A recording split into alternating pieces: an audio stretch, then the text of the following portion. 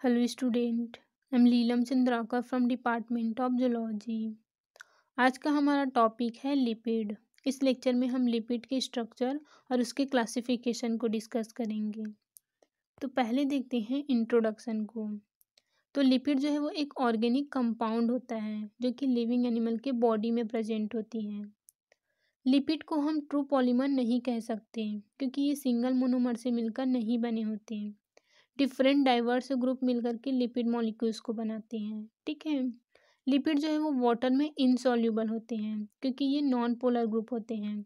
इन्हें हम हाइड्रोफोबिक भी बोलते हैं, जबकि ये ऑर्गेनिक सॉल्वेंट में सॉल्यूबल होते हैं। ठीक है।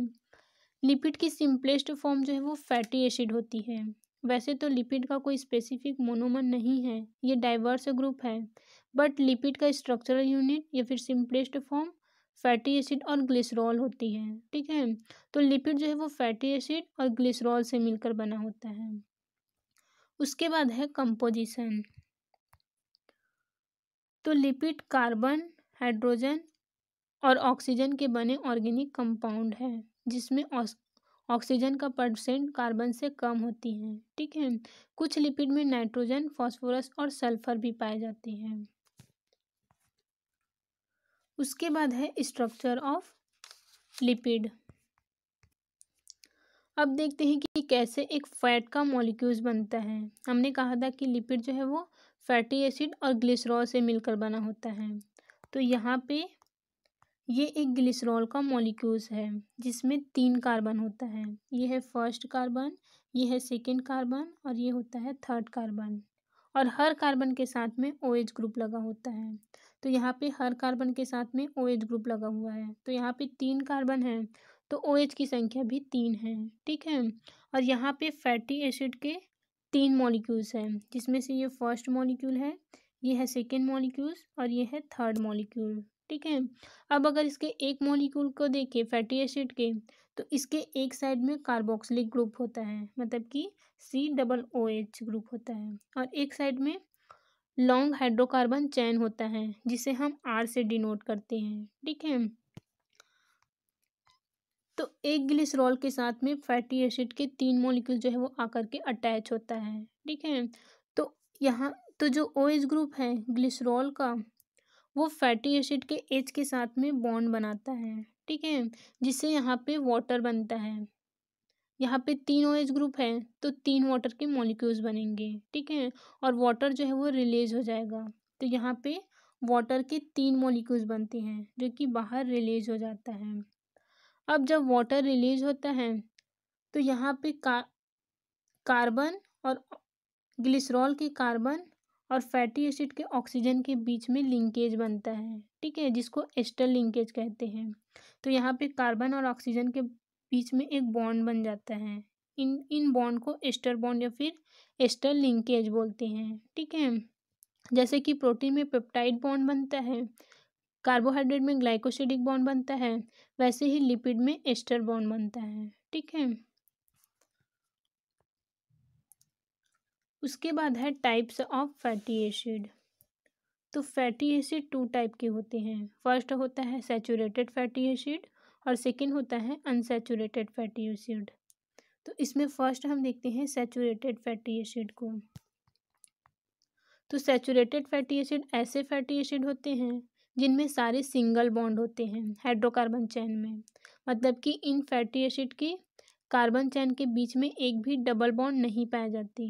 जैसे कि फॉर एग्जांपल के लिए पामिटिक एसिड और है स्टीयरिक एसिड। ठीक है। उसके बाद सेकेंड है अनसैचुरेटेड फैटी एसिड।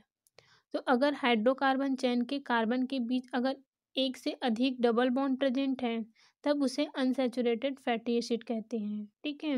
मतलब कि अनसैचुरेटेड फैटी एसिड होने के लिए कार्बन चेन के कार्बन के बीच में कम से कम एक डबल बॉन्ड होना जरूरी है, तभी वो अनसैचुरेटेड फैटी एसिड कहलाएगा। ठीक है।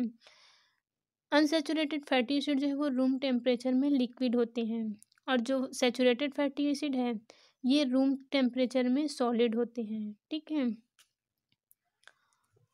इसका अनसैचुरेटेड फैटी एसिड का एग्जांपल है ओलिक एसिड और है लिनोलिक एसिड। ठीक है।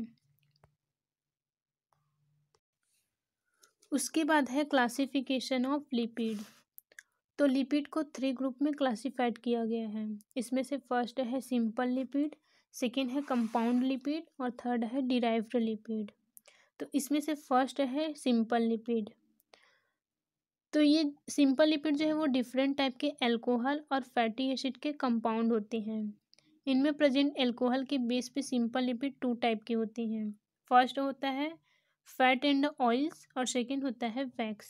ठीक है, तो फैट और ऑयल्स को नेचुरल लिपिड भी बोला जाता है।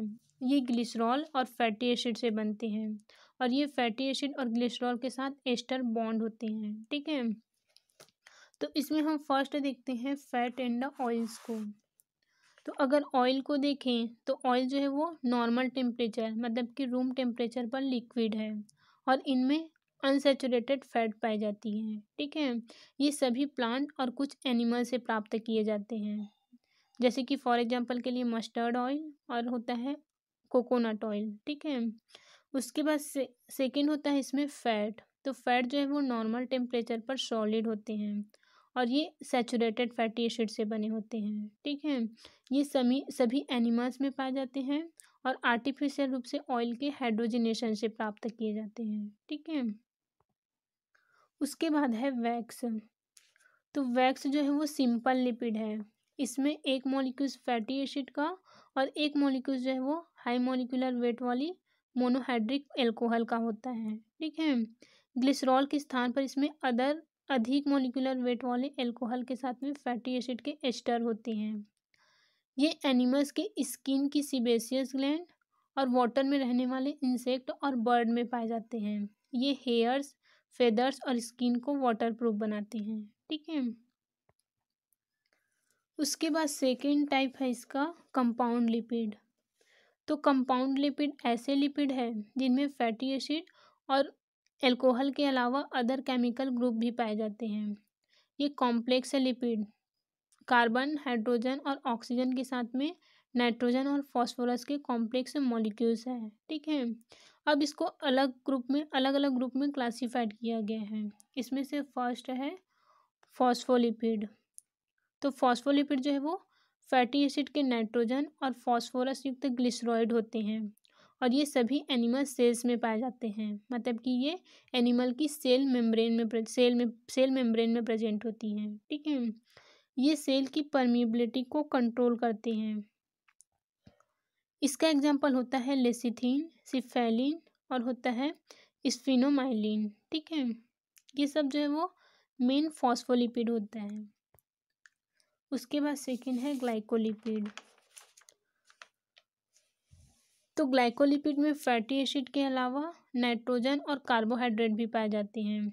ये नर्वस सिस्टम के white matter, spleen, egg yolk, adrenal gland, kidney, liver, thymus gland और लंग्स में पाए जाते हैं। ठीक है, इसका एग्जांपल होता है सिरोसिन और होता है फ्रेनोसिन। ठीक है,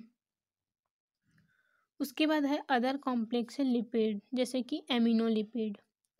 तो एमिनोलिपिड को सल्फोलिपिड भी बोलते हैं। इनमें फैटी एसिड और ग्लिसरॉल के अलावा एमिनो एसिड और सल्फर भी पाए जाते हैं। ठीक है, उसके बाद थर्ड ग्रुप है डिराइव्ड लिपिड। तो सिंपल और कॉम्प्लेक्स लिपिड के हाइड्रोलिसिस से बने लिपिड को डिराइव्ड लिपिड बोलते हैं।